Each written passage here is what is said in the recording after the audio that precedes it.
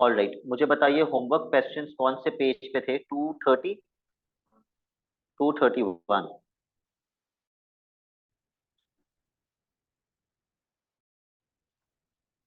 All right, question 3। Shayan, अगर आप इसका पार्ट ए सॉल्व कर रहे हैं फॉर एग्जाम्पल, तो एंगल कितना दिया हुआ है?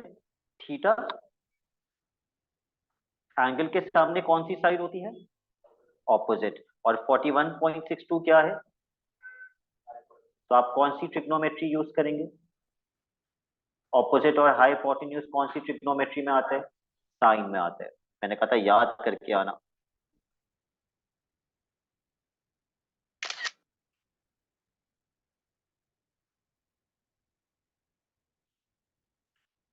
तो जब आपने सॉल्व करने की कोशिश की तो क्या आपने साइन लगाया इसके ऊपर? क्योंकि अगर आपने साइन नहीं लगाया तो इसका मतलब आपने सॉल्व करने की कोशिश भी नहीं की।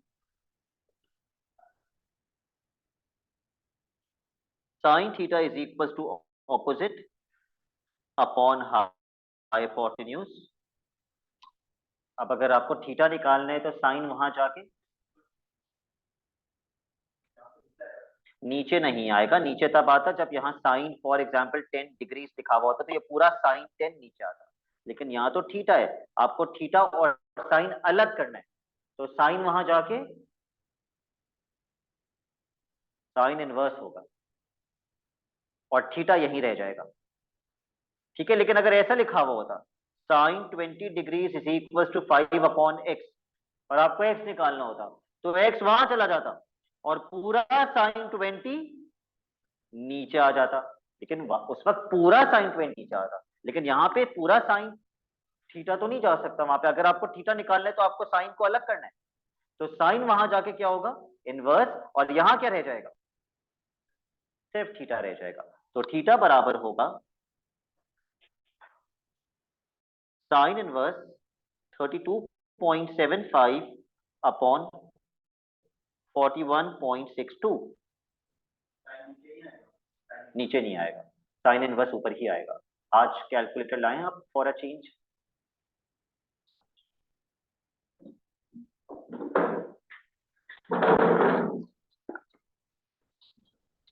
वो यूज करके बताएगा मुझे कैलकुलेटर इसका आंसर क्या आ रहा है।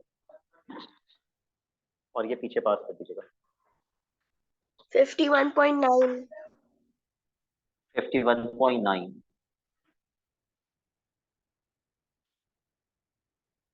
इसी तरह सारे क्वेश्चंस करने थे। मुझे बताइए पार्ट बी में 21.23 क्या है? शायान, पार्ट बी में 21.23 क्या है? हाइपोटेन्यूज। और 15.75 एडजेसेंट। पार्ट सी में 14.72 क्या है? ऑपोजिट। और 12.53 एडजेसेंट। और लास्ट पार्ट में 15.75 क्या है? ऑपोजिट। और 19.26 हाइपोटेन्यूज। अच्छा जी, आज की क्लास स्टार्ट करने से पहले अपने रजिस्टर में एक फ्रेश पेज निकालिए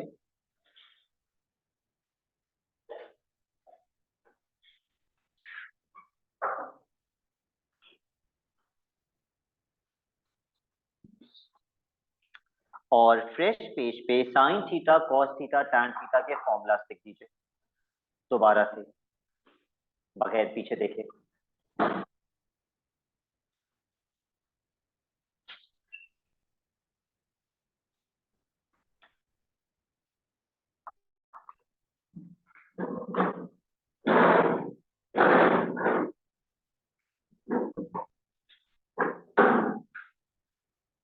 शेरोज, आपने होमवर्क कर लिया? भेज दिया, ओके। बुक है आपके पास? आपने आंसर्स मैच किए? सही आ रहे थे सारे? ओके।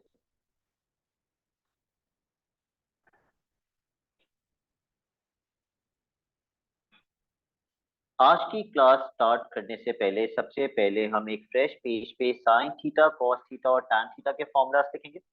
बताइए शेरोज, साइन थीटा किसके बराबर होता है?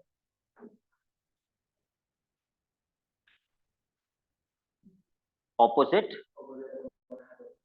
जी, और cos theta adjacent upon hypotenuse, और tan थीटा आप पता नहीं क्यों बोल रहे थे, ऑपोजिट अपॉन एडजेसेंट। ठीक है, आज की क्लास में जो हम कॉन्सेप्ट पढ़ेंगे उसको कहते हैं angle of elevation and angle of depression. कभी सुना है ये स्कूल में? कभी अली आयान ने तो नहीं सुना होगा, शायद कभी सुना है angle of elevation? Okay, angle of elevation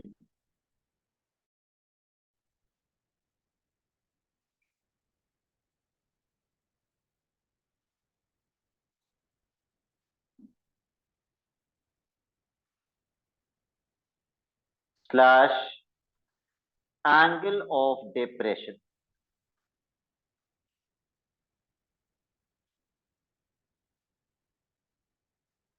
जब टीचर्स ये कॉन्सेप्ट समझा रहे होते हैं तो वो बोलते हैं एलिवेशन का मतलब जब एक इंसान नीचे खड़ा हुआ होता है और सपोज ये एक बिल्डिंग है और वो बिल्डिंग के कहाँ देख रहा होता है, टॉप पे देख रहा होता है, तो जो उस इंसान की आंखें ग्राउंड के हॉरिजॉन्टल के साथ जो एंगल बना रही होती हैं उसको क्या कहते हैं?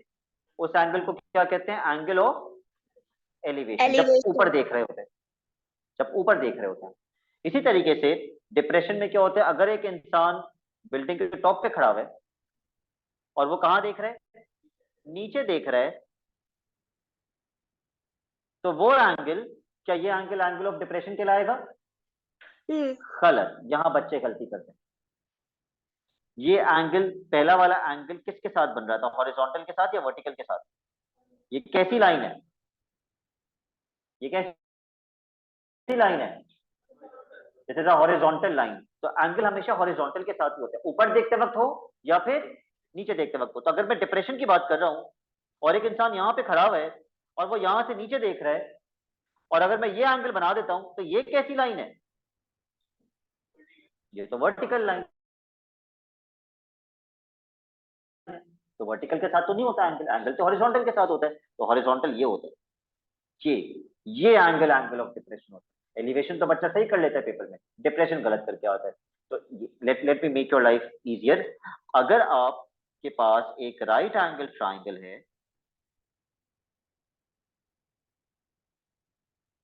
ठीक है, तो अगर यहाँ पे एक इंसान खड़ा हुआ है तो इसमें तो कोई कंफ्यूजन नहीं है कि ये वाला, और वो ऊपर देख रहा है, तो ये वाला एंगल कौन सा होगा? Angle of elevation. ये तो मैंने आपको बता दिया, this angle is going to be angle of elevation. लेकिन अगर एक इंसान यहां पर है तो एंगल ऑफ डिप्रेशन ये वाला एंगल होगा, not the angle inside the triangle. वो वाला नहीं होगा जो ट्राइंगल के अंदर है। अब मुझे बताओ, जब दो लाइंस पैरेलल होती हैं और उसमें जेड बनता है, तो जेड के अंदर के दोनों एंगल्स क्या होते हैं? ऑल्टरनेट। ऑल्टरनेट एंगल्स होते हैं, लेकिन ऑल्टरनेट एंगल्स की प्रॉपर्टी क्या है कि जो ऊपर वाला एंगल होगा वही नीचे वाला होगा, वही मतलब नीचे दोनों वाला भी इक्वल होगा। होते हैं। यस, दोनों इक्वल होते हैं। तो यहां पर भी तो जेड बन रहा है,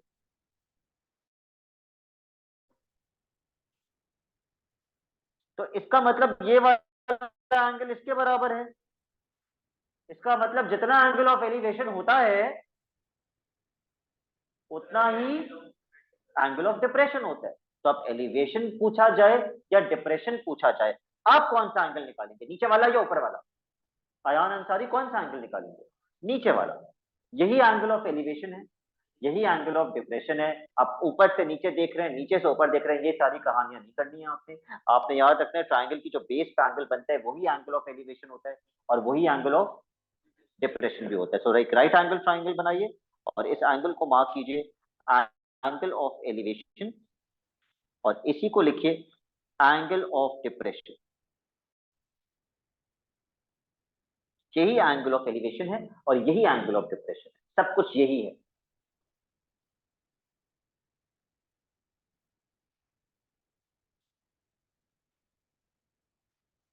तो जब भी आप एंगल ऑफ एलिवेशन निकाल रहे होंगे या आप एंगल ऑफ डिप्रेशन निकाल रहे होंगे, तो आप किसी भी राइट एंगल ट्राइंगल के अंदर कौन सा एंगल निकालेंगे? जो ट्राइंगल की बेस पर होगा, जो ट्राइंगल की बेस पर होगा। बस अब ये गलती नहीं कर देना कि बोलना सर ये है एंगल, ये मत निकाल के 90 डिग्री को मत बोल देना एंगल ऑफ एलिवेशन या एंगल ऑफ डिप्रेशन।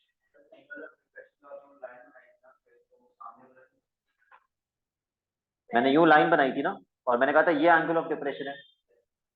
तो ये निकालोगे कैसे? ये तो ट्राइंगल के अंदर आ ही नहीं रहा, ये तो ट्राइंगल के बाहर आ रहा है, तो इसको मैंने जबरदस्ती ट्राइंगल के अंदर कर दिया।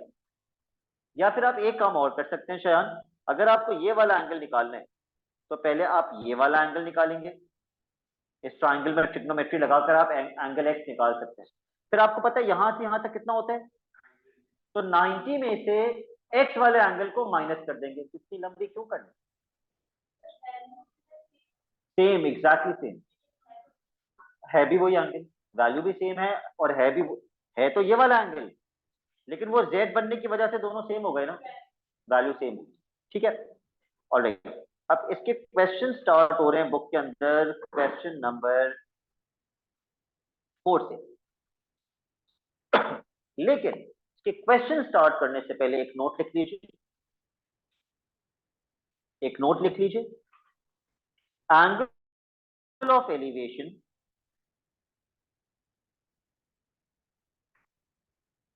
और angle of depression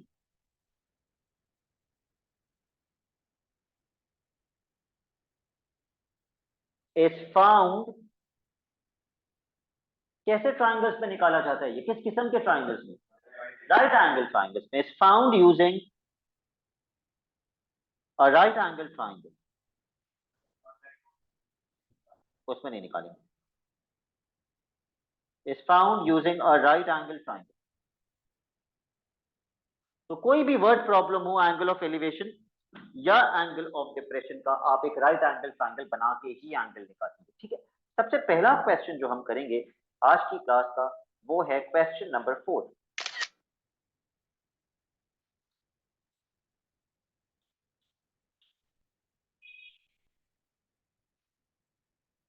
What I want you people to do is read this question, लेकिन अभी ट्राइंगल नहीं बनाइएगा, बस सवाल पढ़ लीजिए।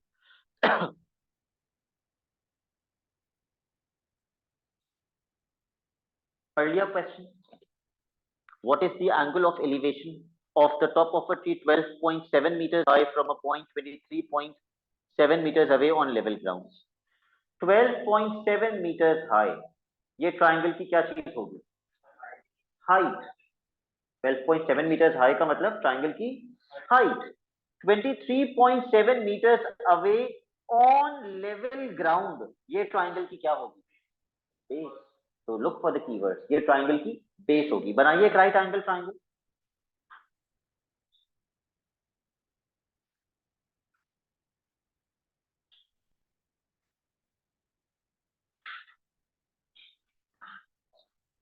Twelve point seven metres high का मतलब ट्राइंगल की हाइट 12.7 है। Let's not write down the unit, क्योंकि यूनिट के मार्क्स नहीं होते। 23.7 metres away on level ground का मतलब ट्राइंगल की बेस है 23.7। अली अयान, हम क्या फाइंड कर रहे हैं? Angle of elevation. कहां लगाऊं थीटा? नीचे या ऊपर? नीचे, क्योंकि एंगल ऑफ एलिवेशन हो या एंगल ऑफ डिप्रेशन हो, लगाया नीचे ही जाता है। और अली अयान, इसका मतलब 12.7 क्या है? ऑपोजिट। और 23.7 क्या है? एडजेसेंट। तो ऑपोजिट और एडजेसेंट किस ट्रिग्नोमेट्री में आते हैं? टैन में आते हैं। बताइए टैन का फॉर्मूला क्या होता है?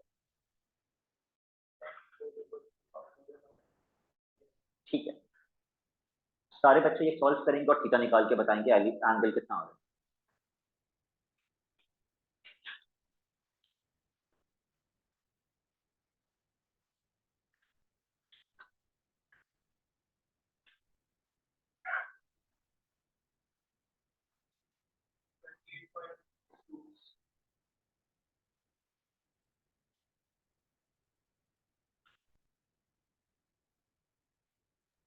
$28.1.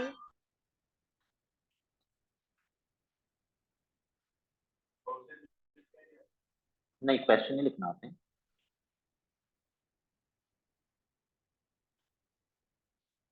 लेकिन प्लीज इतने स्टेप्स दिखाइएगा जितने स्टेप्स मैंने दिखाए। ठीक है, सारा आप ठीक से राउंड ऑफ करके नहीं बता रही मुझे। आप 28.1 बोल रहे हैं, जबकि हेडर मुझे 28.2 बोल रहा है हेडर।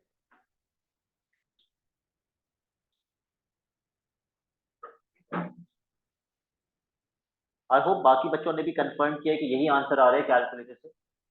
ओके,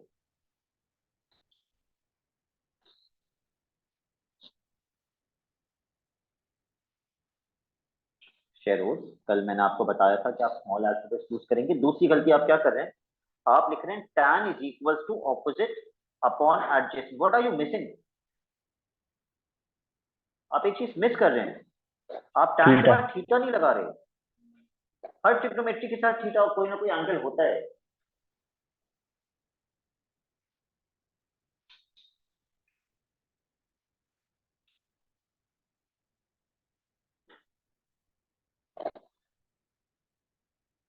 सबने कंप्लीट कर लिया ये? Alright, let's move on to the next question. Question number, ये page number 219, question number 5।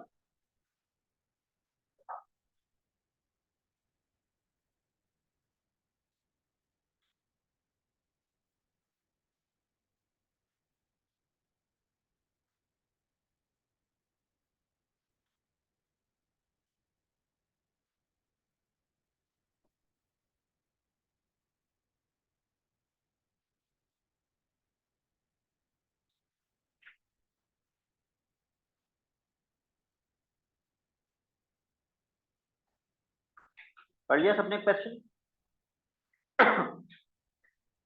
Okay, an aerial mast, what is a mast? Mast एक वर्टिकल पोल को कहते हैं। An aerial mass is supported by 4 wires attached to points on the ground, each 57 meters away from the foot of the mass. 57 meters away from the foot. ये triangle की foot पे height कैसे हो सकती है? ग्राउंड भी लिखा हुआ है, फुट भी लिखा हुआ है, ये बेस है triangle.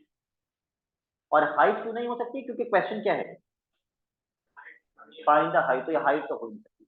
Okay, if the wire makes an angle of 32 degrees with the horizontal, 32 degrees with the horizontal, सबसे पहले तो आप एक राइट एंगल ट्राइंगल बनाइए।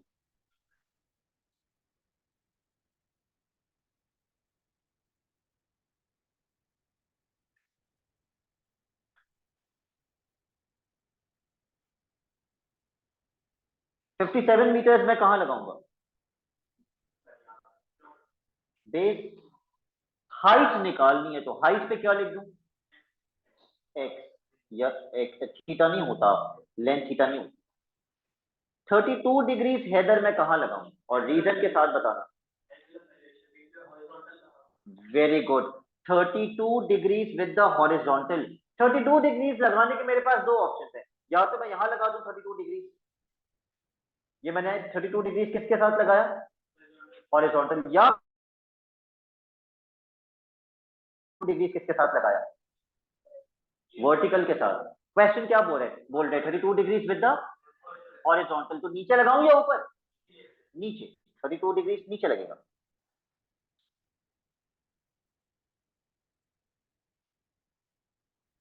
बताइए शार्मिन, कौन सी ट्रिग्नोमेट्री लगेगी? एक्स क्या है? ऑपोजिट। 57 एडजेसेंट, ऑपोजिट और एडजेसेंट की tan।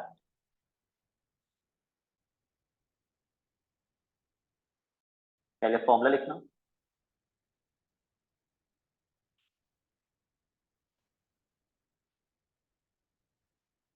अब शायद इसमें ना हम इन्वर्स नहीं करेंगे क्योंकि हमें एंगल ऑलरेडी पता है। तो अगर मुझे एक्स निकालने शेरोज तो मैं क्या करूं? करेक्ट।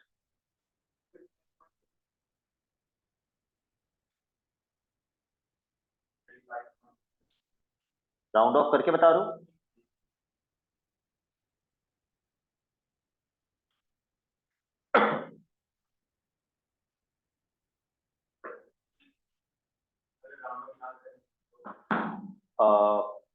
अगर आप राउंड ऑफ ना करें तो फिर एक मार्क पेपर में एक्यूरेसी का करता है, ठीक है? या तो फिर आप ज्यादा एक्यूरेसी पे आंसर देते हैं और ज्यादा डिजिट पे। पेपर की एक्यूरेसी क्या होती है? कवर पेज पे लिखा हुआ होता है आंसर आपने लिखना है 3 सिग्निफिकेंट फिगर्स में, तो ये 3 सिग्निफिकेंट फिगर्स है।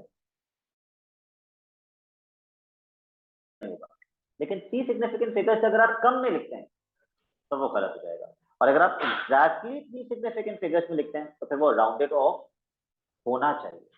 ठीक है, क्वेश्चन नंबर 5 हो गया। अब आते हैं क्वेश्चन 6 पर। Alright, I want to know कितने बच्चे खुद से सही एक प्रॉपर राइट एंगल ट्रायंगल बना पाते हैं वैल्यूज के साथ by looking at the keywords without telling me, without telling the class. एक राइट एंगल ट्रायंगल बनाइए, उस पर वैल्यूज लगाइए।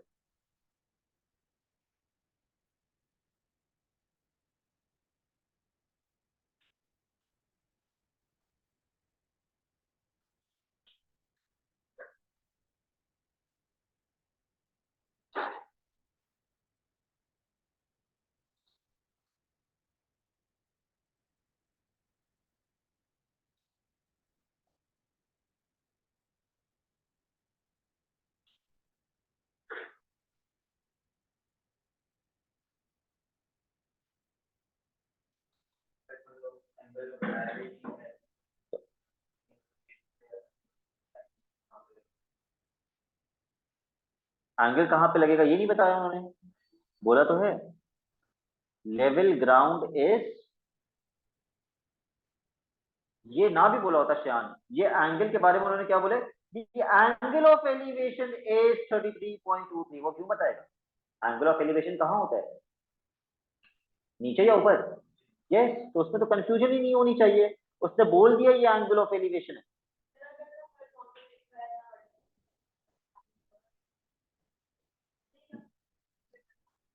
अगर उन्होंने एंगल ऑफ एलिवेशन लिख दिया है फिर तो हॉरिजॉन्टल वर्टिकल लिखना उसको चाहिए ही नहीं। एंगल ऑफ एलिवेशन कहाँ होता है, नीचे। और एंगल ऑफ डिप्रेशन वो भी नीचे होता है, वो दोनों नीचे होते हैं। तो सबसे पहला keyword level ground 38 metres away, तो 38 मीटर्स ट्राइंगल की क्या होगी, Base. और यस, और एंगल ऑफ एलिवेशन दिया हुआ है 33.23, तो वो मैंने यहां लगा दिया। निकालना क्या है, 5। बताओ 24.0। ऑपोजिट एंड एडजेसेंट, तीसरा क्वेश्चन है जिसमें वही आ रहा है, ऑपोजिट और एडजेसेंट विच ट्रिग्नोमेट्री, टैन। तो कोई फॉर्मूला याद हो ना हो, टैन का फॉर्मूला सबको याद होना चाहिए।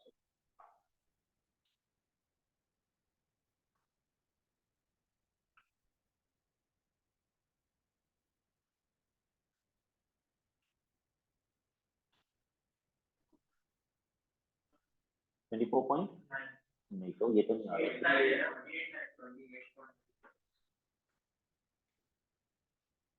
23.9576 आ रहा है इसका। फिर ये डेसिमल वाले डिजिट को काट दीजिए। tan 33.23 multiply by 38। Three significant figures में क्या लिखूं, 24.9।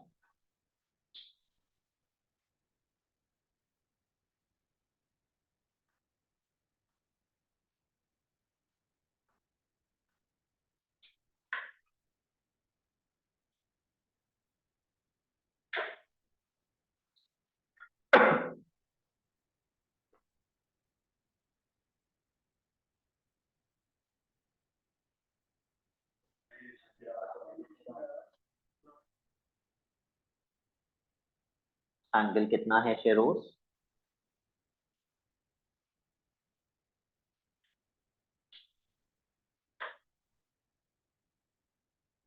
all right, 50 meters high, this has to be the height of the Height. trunk।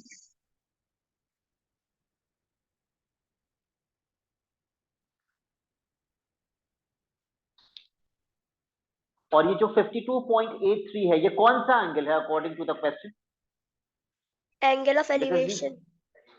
This is the angle of elevation, लिखा हुआ है द एंगल ऑफ एलिवेशन। तो कहां लगाऊं, नीचे। डिप्रेशन भी होता तो नीचे ही लगाते।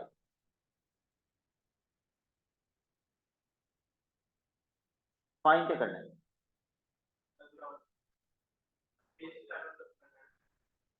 बेस फाइंड करनी है, लेकिन वो कह रहे हैं find the distance of the point of observation from the top of the building. आपको जो डिस्टेंस निकालना है वो फ्रॉम द टॉप निकालना है। क्या वो टॉप से लेके ये वाला डिस्टेंस पूछेगा आपसे? ये तो दिया हुआ है, कितना दिया हुआ है 50, तो ऑब्वियसली वो टॉप से कौन सा डिस्टेंस पूछ रहा है? ये वाला। वो हाइपोटेन्यूज। बेस, यस, वो बेस नहीं पूछ रहा आपसे, वो हाइपोटेन्यूज पूछ रहा है।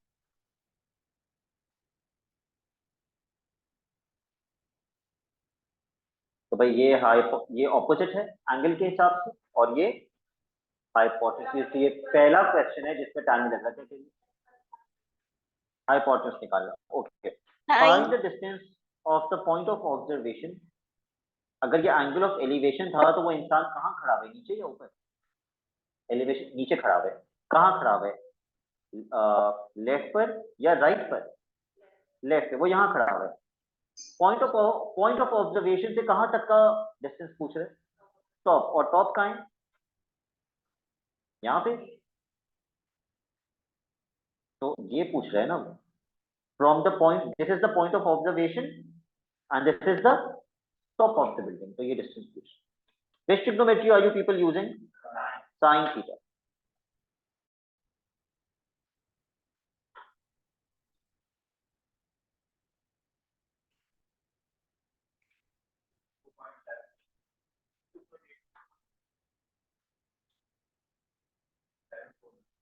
सेवन फोर है तो 8 नहीं बनना चाहिए, तो इतनी आगे नहीं जाओगे तो उससे ये चेंज होगा, फिर इससे ये फिर चेंज नहीं होगा, 7 ही जाएगा। और रेट एक्स कैसे निकालेंगे? ये एक्स वहां चला जाएगा और साइन 52.83 नीचे आ जाएगा।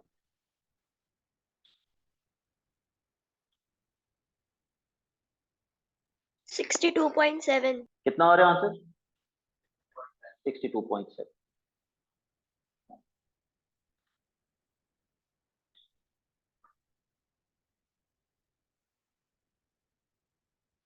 Next question.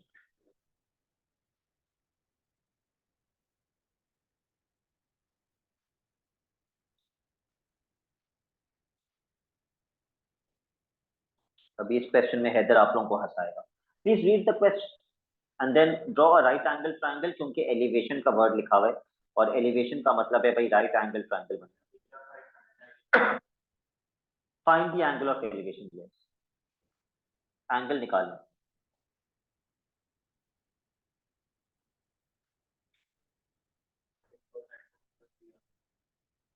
वो तो मुझे हैदर बताएगा। हैदर सबसे पहले 82 मीटर्स मैं कहाँ लगाऊं? ट्रायंगल की हाइट।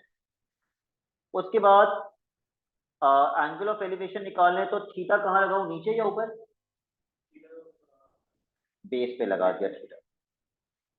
और शैडो 62 मीटर्स लॉन्ग में कहाँ लगाऊं? उसके आगे।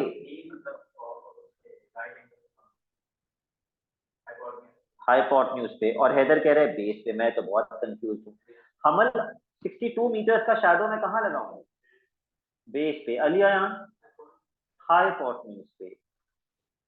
ओके अली, जब आप चलते हैं तो अगर आप यहाँ यूं खड़े हुए हैं तो यूं करके आपको अपना शैडो नजर आ रहा होता है, या जमीन पे आपको अपना शैडो नजर आता है? हवा में आपका शैडो हवा में पड़ रहा होता है? कहाँ पड़ता है इसका शैडो? जमीन पे। तो 62 मीटर्स मुझे कहाँ लगाना चाहिए? बेस पे लगाना चाहिए, क्योंकि शैडो इंसान का बेस पे आता है। उस हिसाब से कौन सी ट्रिग्नोमेट्री लगनी चाहिए? Sine cos tan. 10। क्योंकि ये क्या है 82 ऑपोजिट और 62 एडजेसेंट, टैन लगा दीजिए।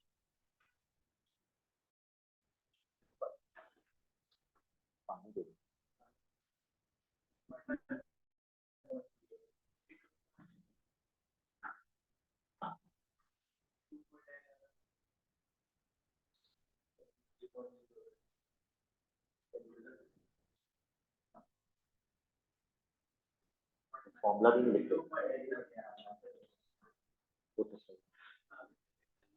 कितना? 52.9 तो नहीं बोल रहे? नहीं, थ्री सिग्निफिकेंट फिगर्स में तो 52.9 ही बोलोगे। अगर 9 के बाद 5 या 5 से बड़ा नंबर होता तो फिर 9 नहीं लिख सकते थे। 52.9 डिग्री।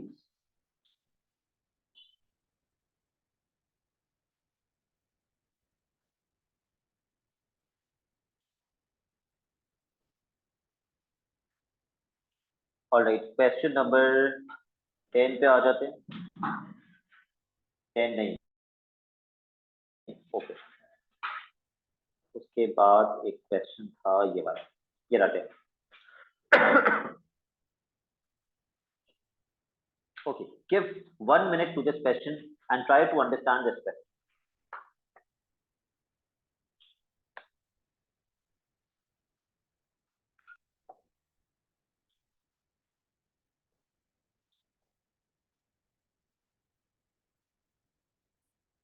क्या क्या फाइंड करना है? एक्स भी निकालना है और थीटा भी निकालना है। ओके, पहले एक्स निकाल लेते हैं क्योंकि एक्स के बगैर थीटा नहीं। कोई बच्चा जो मुझे ये बता सके कि एक्स कैसे निकालेंगे? जी, वेरी गुड। अगर ये हाइट 3 है तो ये हाइट भी कितनी होनी चाहिए? 3। इस पे there should be no question about कि ये हाइट कितनी होगी यहां से लेके यहां तक। फिर आया ना सारी, रेक्टेंगल कहाँ है? इसको इसको तो ट्राइंगल कहते हैं। अच्छा, अच्छा आप कह रहे हैं रेक्टेंगल की बेस निकाल लें? सही है। इस रेक्टेंगल की बेस कैसे निकालूंगा यहां से आकर? और इस रेक्टेंगल की बेस का एक्स से क्या कनेक्शन है?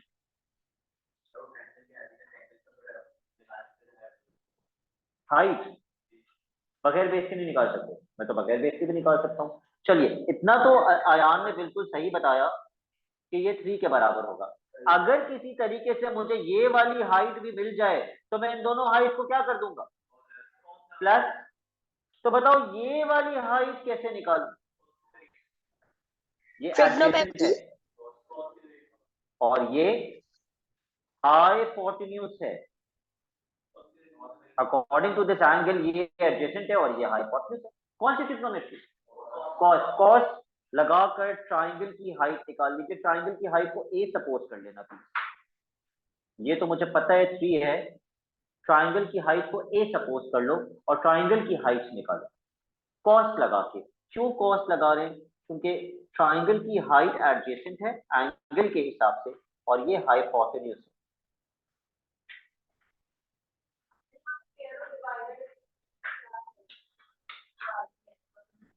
नहीं नहीं, वो ये आपने नहीं पढ़ा, ये नहीं पढ़ा है आपने। आपने बस ये देखा, ठीक है? ये मिसप्रिंट हुआ है।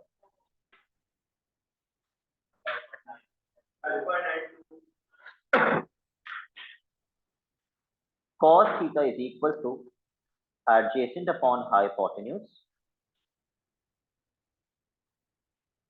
cos 65 is equal to adjacent को मैंने a सपोज किया है अपॉन 14।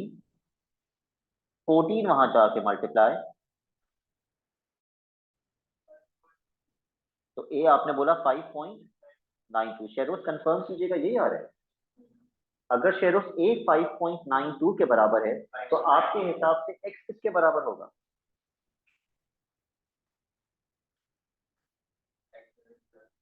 जी करेक्ट। जो भी a की वैल्यू आ रही है उसमें +3 कर देंगे। तो जब इसमें +3 करेंगे तो ये कितना बन जाएगा?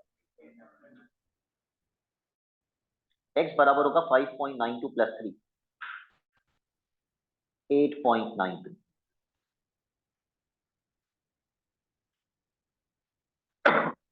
शायान थीटा कैसे आएगा?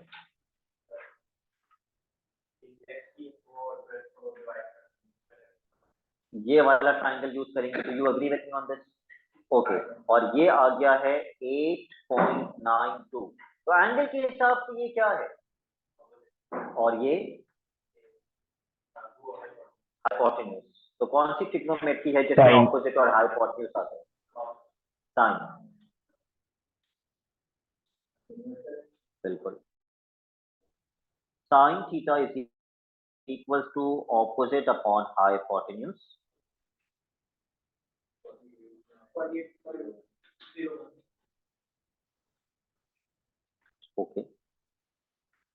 ये जो बच्चे मुझे डायरेक्ट डायरेक्ट आंसर बता रहे हैं ना, आई होप ये वर्किंग शो कर रहे हैं।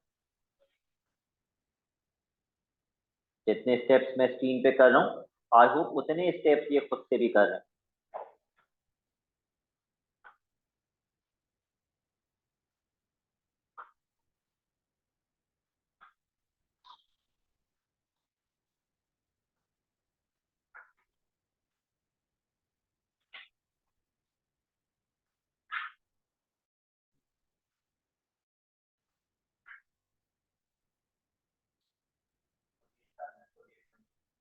Forty eight point,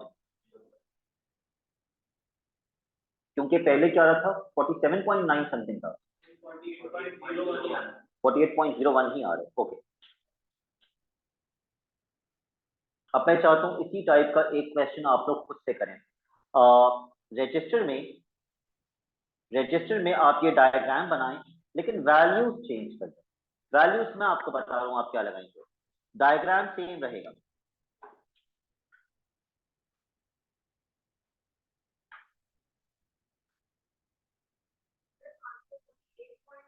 zero, yes.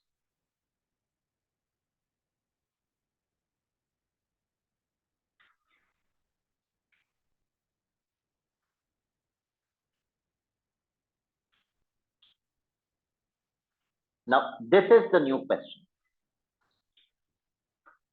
ये वैल्यूज हैं जो स्क्रीन पे इस वक्त आप देख,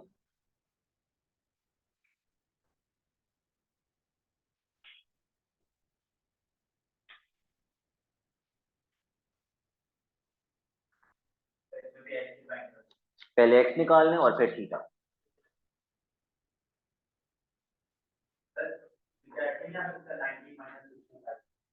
तो वो एंगल अब 65 है ही नहीं, मैंने तो वो हटा दिया, वो नहीं दिया हुआ। अच्छा, ये वाला 65 है, तो ये पूरा 90 है, ये आपको कैसे पता? 90 तो नहीं मार्क क्वेश्चन, एक वर्टिकल लाइन और एक हॉरिजॉन्टल लाइन के बीच में 90 होता है, यहाँ तो 90 नहीं लगा हुआ।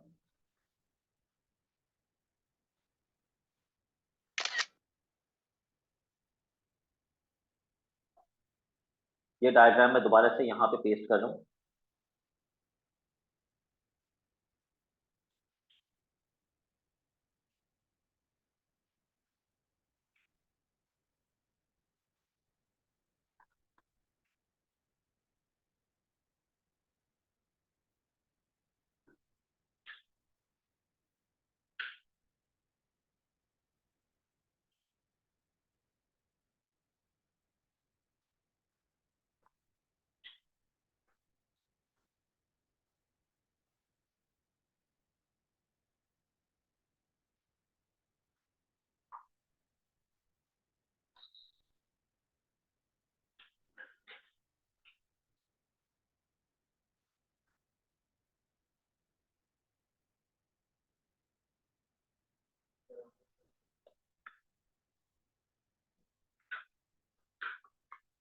फाइव पॉइंट सिक्स,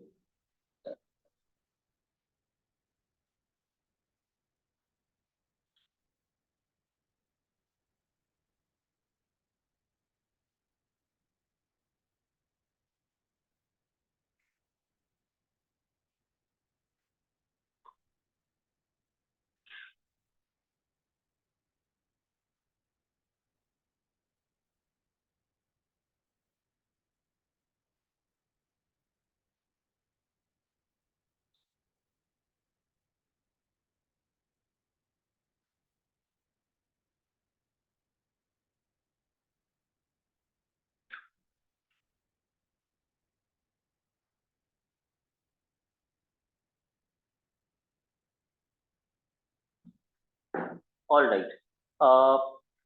ये आपको पता है 2 के बराबर है, और इसको मैं ए मार्क कर रहा हूँ। तो शार्मी, 65 डिग्री के हिसाब से 12 क्या है और ए क्या है? तो आप ए निकालने के लिए कौन सी ट्रिग्नोमेट्री, टैन लगा के पहले ए निकालेंगे।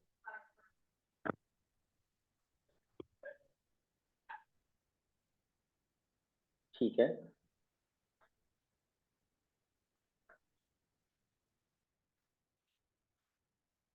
ए कितना आ रहा है 5.9 के बाद क्या जो 59 तुम बोल रहे 595 है तो 5.60 ही लिखना पड़ेगा।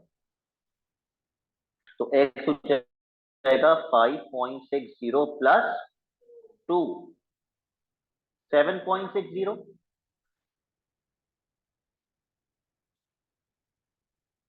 अब थीटा पे आ जाओ।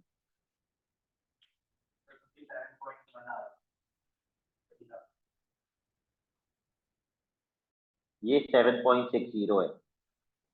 थीटा के हिसाब से यमुना 7.60 क्या है?